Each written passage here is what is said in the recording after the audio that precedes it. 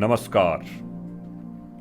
मातृ भारती पे आप सुन रहे हैं सादत हसन मंटो की बदनाम कहानियां। कहानी का शीर्षक है फाहा। गोपाल की रान पर जब ये बड़ा फोड़ा निकला तो इसके औसान खता हो गए। गर्मियों का मौसम था, आम खूब हुए थे। बाजारों में, गलियों में, दुकानदारों के पास, फेरी वालों के पास, जिधर देखो आम ही आम नजर आते। लाल, पीले, सब्ज, रंगारंग के।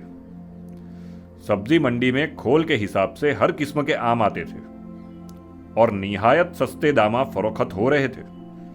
यूं समझिए कि पिछले बरस की कसर पूरी हो रही थी। स्कूल के बाहर छोटू राम फल फरोश से गोपाल ने एक रोज खूब जी भर के आम खाए और जेब में से 1 महीने के बचाए हुए जितने फूट जमा थे सब के सब उन आमों पर खर्च कर दिए जिनके गुदे और रस में शहद घुला हुआ था। इस रोज छुट्टी के वक्त आम खाने के बाद उंगलियां चाटते हुए गोपाल को स्कूल के हलवाई से दूध की लस्सी पीने का ख्याल आया था और इस ख्याल को अमली जामा पहनाने की खातिर इसने गंडाराम हलवाई से पाव भर दूध की लस्सी बनाने को कहा भी था, मगर हलवाई ने यह कहकर इनकार कर दिया था, बाबू गोपाल, पहला हिसाब चुका दो तो और उधार दूंगा, वरना नहीं। गोपाल ने अगर आम न खाए होते या अगर उसकी जेब में थोड़े बहुत पैसे होते तो वो वहीं खड़े खड़े गंडाराम का हिसाब चुका देता और कुछ नहीं तो नकद दाम देकर लस्सी का वो गिलास ले लेता जिसमें बर्फ का टुकड़ा डुबकियां लगा रहा था और जिसे हलवाई ने बुरा सा मुंह बनाकर अपने पीछे लोहे के थाल पर रख दिया था। मगर गोपाल कुछ भी न कर सका और इसका नतीजा ये हुआ कि चौथे रोज उसकी रान पर यह बड़ा फोड़ा निकल आया और 3-4 रोज तक उभरता रहा। गोपाल के औसान खता हो गए। उसकी समझ में न आता था कि क्या करे। वो फोड़े से इतना परेशान नहीं था जितना उसके दर्द से। और सबसे बड़ी मुसीबत यह थी कि फोड़ा दिन ब दिन लाल होता चला जा रहा था और उसके मुंह पर बदन की झिल्ली फटना शुरू हो गई थी। बाद औकात गोपाल को यह मालूम होता कि फोड़े के अंदर कोई हांडिया उबल रही है और उसके अंदर सब कुछ एक ही उबाल में निकलना चाहता है। यह चीज उसे बहुत परेशान कर रही थी और फोड़े की जसामत देखकर एक मर्तबा तो उसे ऐसा मालूम हुआ था कि उसकी जेब में से कांच की गोली निकलकर उसकी रान में घुस गई है। गोपाल ने घर में फोड़े की बाबत किसी से जिक्र न किया।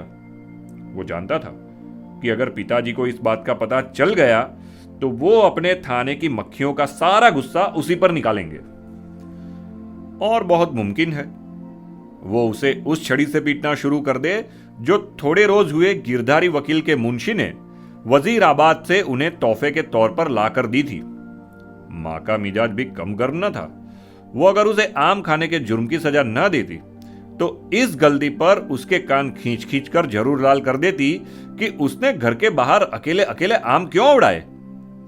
उसकी मां का उसूल था कि गोपाल, अगर तुझे जहर भी खाना हो तो घर में खाना।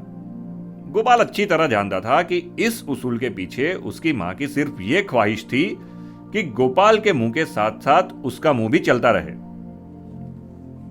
कुछ भी हो, गोपाल की रान पर फोड़ा निकलना था, निकल आया। इसका बाइस जहां तक गोपाल समझ सका था वही आम थे। उसने फोड़े की बाबत पर घर में किसी से जिक्र न किया था। उसको अपने पिताजी की वो डांट अच्छी तरह याद थी जो गुसल खाने के अंदर बताई गई थी।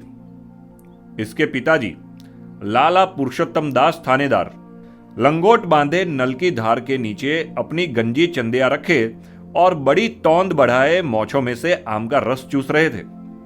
सामने बाल्टी में 1 दर्जन के करीब आम पड़े थे जो उन्होंने सुबह सवेरे एक ठेले वाले से उसका चालान काटकर हासिल किए थे। गोपाल बाप की पीठ मल रहा था और मैल की मरोड़ियां बना रहा था। जब उसने हाथ साफ करने के लिए बाल्टी में डाले थे और चुपके से एक आम उड़ाना चाहा था तो लाला जी ने बड़े जोर से उसका हाथ झटक कर छोटे से आम को मोछों समेत मुंह में डालते हुए कहा था, बेशरम, तुझे बड़ों का लिहाज करना जाने कब आएगा।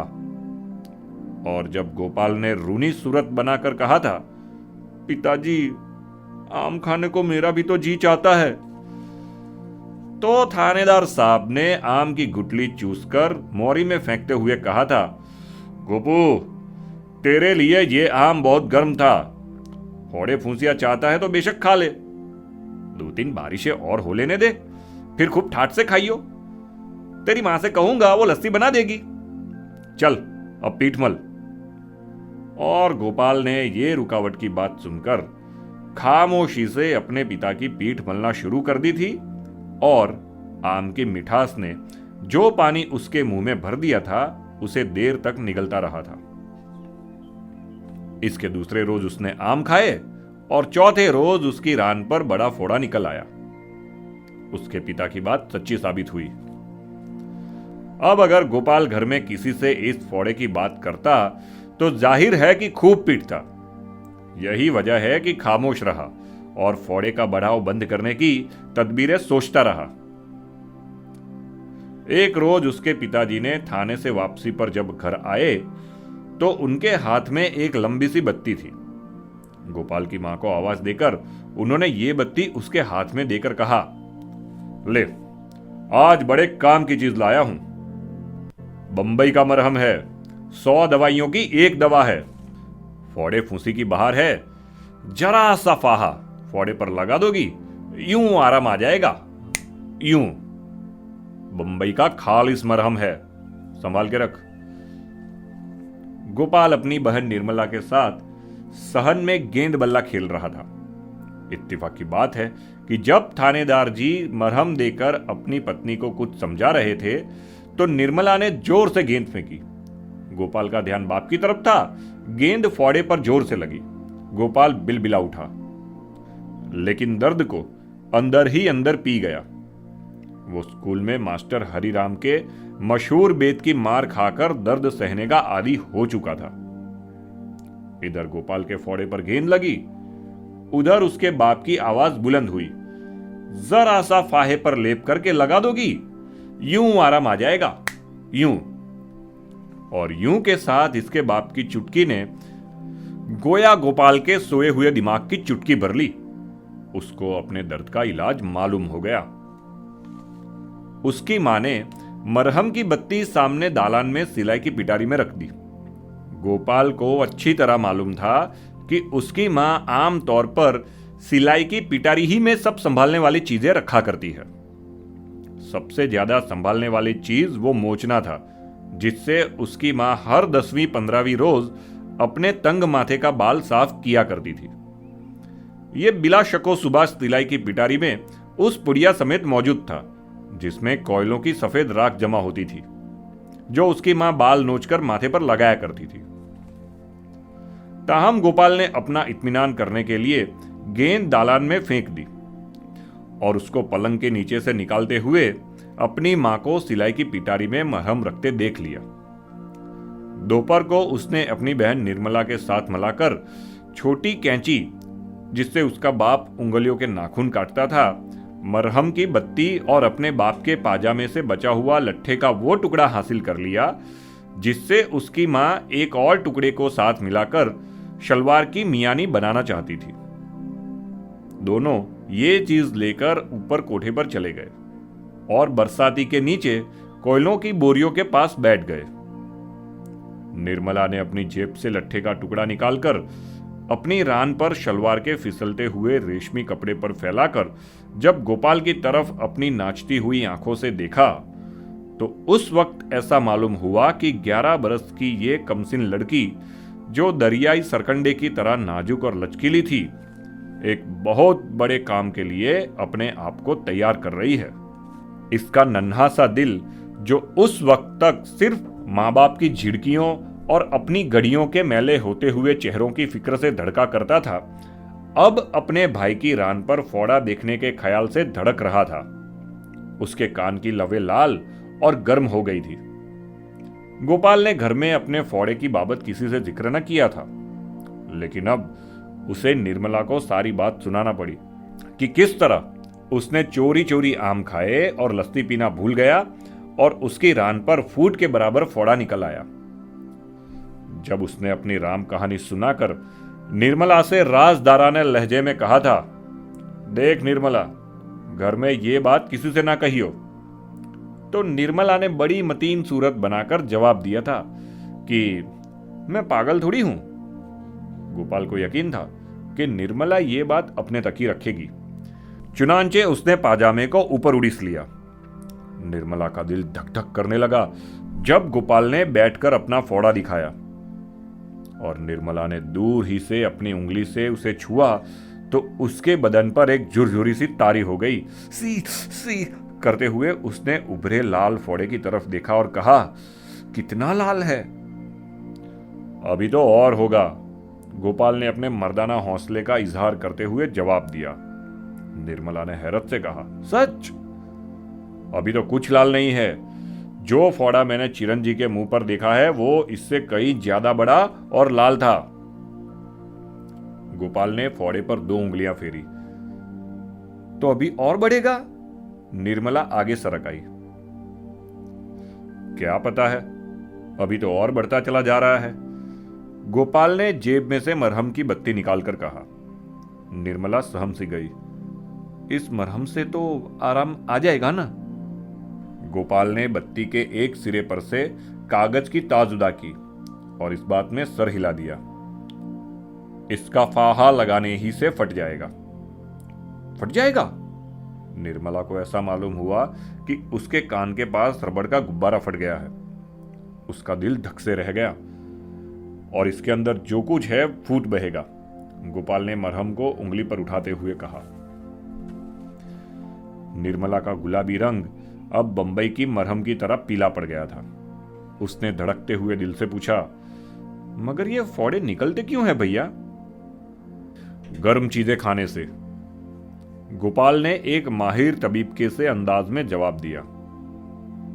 निर्मला को वो 2 अंडे याद आ गए जो उसने 2 माह पहले खाए थे। वो कुछ सोचने लगी। गोपाल और निर्मला के दरमियान चंद बातें और हुई। इसके बाद वो असली काम की तरफ मुतवज्जा हुए। निर्मला ने लट्ठे का एक गोल फाहा काटा, बड़ी नफासत से। ये रुपए के बराबर था और उसकी गोलाई में मजाल है जरा सा नुक्स भी हो। उसी तरह गोल था जिस तरह निर्मला की मां के हाथ की बनी हुई रोटियां गोल होती थी। गोपाल ने उस फाहे पर थोड़ा सा मरहम लगा दिया और उसे अच्छी तरह फैलाने के बाद फोड़े की तरफ गौर से देखा। निर्मला गोपाल के ऊपर झुकी हुई थी और गोपाल की हर हरकत को बड़ी दिलचस्पी से देख रही थी। गोपाल ने जब फाहा अपने फोड़े के ऊपर जमा दिया तो वो कांप गई, जैसे उसके बदन पर किसी ने बर्फ का टुकड़ा रख दिया है। अब आराम आ जाएगा ना? निर्मला ने नीम सवालिया अंदाज में कहा। गोपाल जवाब देने भी न पाया था कि बरसाती के बराबर वाली सीढ़ियों पर किसी के चढ़ने की आवाज सुनाई दी। ये उनकी मां थी जो गालिबान कोयले लेने के लिए आ रही थी। गोपाल और निर्मला ने बैक वक्त एक दूसरे के चेहरे की तरफ देखा और कुछ कहे सुने बगैर सब चीजें इकट्ठी करके इस पुराने संदूक के पीछे छुपा दी जहां उनकी बिल्ली सुंदरी बच्चे दिया करती थी, और चुपके से भाग गए। यहां से भागकर गोपाल नीचे गया तो इसके बाप ने उसे बाहर फालूदा लेने के लिए भेज दिया। जब वापिस आया तो उसे गली में निर्मला मिली। फालूदे का गिलास उसके हवाले करके वो चिरंजी के घर चला गया और इस तरह उन चीजों को अपनी जगह पर रखना भूल गया जो मां के अचानक आ जाने से उसने और निर्मला ने संदूक के पीछे छुपा दी थी। चिरंजी के वहां वो देर तक ताश खेलता रहा। खेल से फारिग होकर जब वो चिरंजी की बगल में हाथ डाले कमरे से बाहर निकल रहा था तो किसी बात पर उसका दोस्त हंसा और उसके दाहिने गाल पर फोड़े का निशान लंबी सी लकीर बन गया। उसको देखकर फौरन ही अपने फोड़े का गोपाल को ख्याल आया और इस ख्याल के साथ ही उसे वो चीजें याद आ गई जो संदूक के पीछे पड़ी थी। चिरंजी की बगल से हाथ निकालकर वो भाग गया। घर पहुंचकर उसने वहां की फिजा देखी। उसकी मां सहन में बैठी उसके बाप से मिलाप अखबार की खबरें सुन रही थी। दोनों किसी बात पर हंस रहे थे। गोपाल उनके पास से गुजरा। दोनों ने उसकी तरफ देखा, मगर उससे कोई बात न की। गोपाल को इत्मीनान हो गया कि अभी तक उसकी मां ने अपनी सिलाई की पिटारी देखी नहीं। चुनांचे वो चुपके से कोठे पर चला गया। बड़े कोठे को तय करके दरवाजे के अंदर दाखिल होने ही वाला था कि इसके कदम रुक गए। संदूक के पास बैठी निर्मला कुछ कर रही थी। गोपाल पीछे हट गया और छुपकर देखने लगा। निर्मला बड़े इन्हिमाक से फाहा तराश रही थी। उसकी पतली पतली उंगलियां कैंची से बड़ा नफीस काम ले रही थी। फाहा काटने के बाद इसने थोड़ा सा मरहम निकालकर उस पर फैलाया और गर्दन झुकाकर अपने कुर्ते के बटन खोले। सीने के दाहिनी तरफ छोटा सा उभार था। ऐसा मालूम होता था कि नलकी पर साबुन का छोटा सा नामुकम्मल बुलबुला अटका हुआ है। निर्मला ने फाहे पर फूंक मारी और उसे इस नन्हे से उभार पर जमा दिया।